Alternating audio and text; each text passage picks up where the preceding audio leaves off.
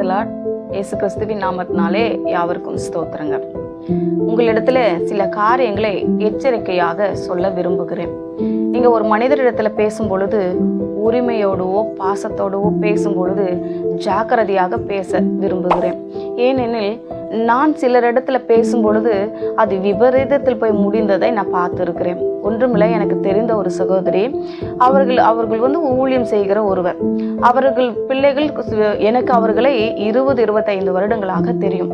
அதனால அவர்களிடத்தில் கொஞ்சம் உரிமையோடு பேசுவது உண்டு. அவர்கள் பிள்ளைகள் கொஞ்ச நாளாக சபைக்கு வரவில்லை.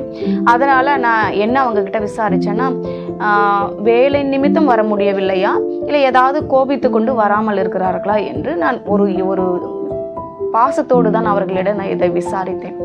இவர்கள் அதை தவறாக புரிந்து கொண்டு போய் அவங்களுடைய கணவரிடத்துல சொல்லி அது மிகப்பெரிய பிரச்சனையாக மாறி அவர் ஒரு சபையில பிரசங்கிக்கும் பொழுது பிரசங்கத்துல இப்படியா சொல்லுகிறார். எப்படி சொல்லுகிறாருன்னா, என் பிள்ளைகளை பத்தி தவறுதலா பேசுறாங்க, நாங்க எங்க பிள்ளைகளை எப்படி வளர்த்தோன்னு கர்த்தருக்கு தெரியும், எங்க பிள்ளைங்களை சபைக்கு வராங்க வரலன்னு இவங்க எதுக்கு கேட்குறாங்க அப்படின்னு சொல்லி ஒரு மாதிரி பேசின உடனே எனக்கு தூக்கி வாரி போட்டது. நான் உடனே அழ ஆரம்பித்து விட்டேன். நான் ஒவ்வொரு முறை இதை எப்பெல்லாம் எனக்கு நினைவுக்கு வருகிறதோ அப்போ எனக்கு உடம்பு வேற சரியில்லை. போய் அதை நினைத்து தேவ சமூகத்தில் உட்காந்து அழுதேன். ஆண்டவரே, நான் ஏன் வரமாட்டேன்றாங்கன்னு ஏதாவது கேள்வியோடு நான் கேட்கவில்லையே, ஏதாவது பிரச்சனையா, என்ன காரணம், வேலை நிமித்தம் ஒருவேளை வர முடியல, ஏதாவது கோபத்தோடு இருக்கிறார்களா அப்படிதானே நான் கேட்டேன். ஏன் வரல, எதுக்கு வரல, அது எப்படி வராம இருக்கலாம் அப்படி நான் கேட்கவே இல்லையே. இவங்க ஏன் இப்படி தவறாக புரிந்து கொண்டார்கள்? அது மாத்திரமல்ல, அவர் சொன்ன ஒரு வார்த்தை, தெரிந்தவர்கள் என்பதற்காக நான் சும்மா விடுகிறேன், என்ன பண்றது, வேற வழி இல்லை அப்படின்னு சொன்னாரு. எனக்கு இந்த வார்த்தை கேட்கும் பொழுது மனதுக்கு மிகவும் வேதனையாக இருந்தது. பாருங்க, மனுஷன் நம்மளுடைய முகத்தை மட்டும்தான் பார்க்குறான், நம்மளுடைய இருதயம் அவங்களுக்கு தெரியாது, நம்ம என்ன எண்ணத்தோடு கேட்குறோன்னு சொல்லிட்டு. ஆனால் தேவன் நம் உள்ளந்திரியங்களை ஆராய்ந்து அறிந்து இருக்கிற தேவன், அவருக்கு தெரியும் நம்ம என்ன எண்ணத்தோடு கேட்குறோன்னு சொல்லிட்டு. நீங்கள் கூட சில மனுஷங்க கிட்ட போய் கேட்கும் பொழுது உங்கள் இருதயத்தையும் அவங்க கிட்ட சொல்லிடாதீங்க. ஒரு உரிமையோடு கேட்குறேன், பாசத்தோடு கேட்குறேன்னு கூட மற்றவங்க கிட்ட போய் உங்களுடைய உரிமையை காட்டிடாதீங்க. ஏன்னா நம்ம எது நல்லதாகவே நம்ம நினைத்தாலும் அது நமக்கு தீமையாக வருவது மாத்திரமல்ல, நம்மளை எதிரியாகவும் பார்க்க ஆரம்பிச்சிடுறாங்க. இந்த ஒரு சம்பவம் என்னை மிகவும் வருத்தத்துக்குள்ளாக மாற்றியது. இது கடந்த வருடத்துல நடந்த ஒரு சம்பவம் தான். நெடுநாட்களாக என் இருதயத்தில் அது இருந்து கொண்டே இருந்தது. நான் அதை உங்களிடத்தில் நான் பகிர்ந்து கொள்ளுகிறேன்.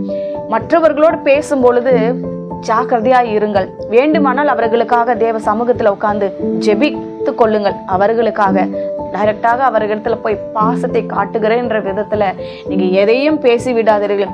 ஒருவேளை உண்மையா எடுத்துக்கொள்ளுகிறவர்கள்னா என்ன பண்ணுவாங்க, அப்படி இல்லப்பா இப்படி இல்லப்பா, கேட்டதுக்கு ரொம்ப நன்றி அப்படி நல்லதுக்கு எடுத்துப்பாங்க. தீமை என்று எடுத்துக்கொள்ளுகிறவர்கள் இப்படிதான் முடிப்பார்கள். எனவே நான் உங்களுக்கு இதற்காகவே ஒரு வசனம் எடுத்து வைத்திருக்கிறேன். பாருங்க, கர்த்தர் சாமுவேல் கிட்ட சொல்ற ஒரு வார்த்தை தான். இதை நான் இதற்காக எடுத்துக்கொண்டேன். பாருங்க, பிற்பகுதி தான் 1 சாமுவேல் 16:7. மனுஷன் பார்க்கிறபடி நான் பாரேன், மனுஷன் முகத்தை பார்ப்பான், கர்த்தரோ இருதயத்தை பார்க்கிறார் என்றார். பாத்தீங்களா? மனுஷன் எப்பவுமே ஒரு மனுஷனை, அது எப்படி இவங்க என்ன கேட்கலாம், அது எப்படி என் பிள்ளைங்களை கேட்கலாம், அது எப்படி என் பிள்ளைங்க வந்தா என்ன வரலன்னா இவங்களுக்கு என்ன, அது எப்படி கேட்கலாம் அப்படின்னு சொல்லி நினைக்கிறவங்க கிட்ட போய் நான் எதுவுமே தெரியாம நான் என்ன பண்ணிட்டேன், நான் கேட்டுட்டேன். அது பின்னாடி எனக்கு என்னவா முடிந்தது, நிந்தையாக முடிந்தது. பல நாட்கள் இதை நினைத்து நான் அழுது இருக்கிறேன்.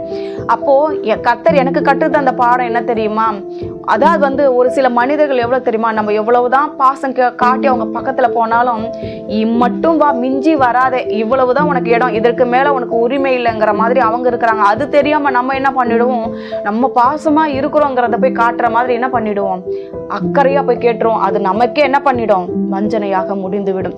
தேவ பிள்ளைகளை யாரிடத்துல பேசுவதாக இருந்தாலும் எச்சரிக்கையா இருங்கள், ஒரு அடி தள்ளியே இருங்கள். கர்த்தர் உங்களை ஆசீர்வதிப்பாராக. ஜெபிக்கலாமா? நல்ல தகப்பனே, இந்த வேலைக்காக நன்றி செலுத்துகிறார். அச்சா, மனிதனோ முகத்தை பார்க்கிறான், தேவரீரோ உள்ளந்திரியங்களை ஆராய்ந்து அறிந்திருக்கிறீர். எங்கள் இருதயத்துல இன்னது இருக்கிறது என்பதை நீர் ஒருவர் மாத்திரமே அறிவீர்.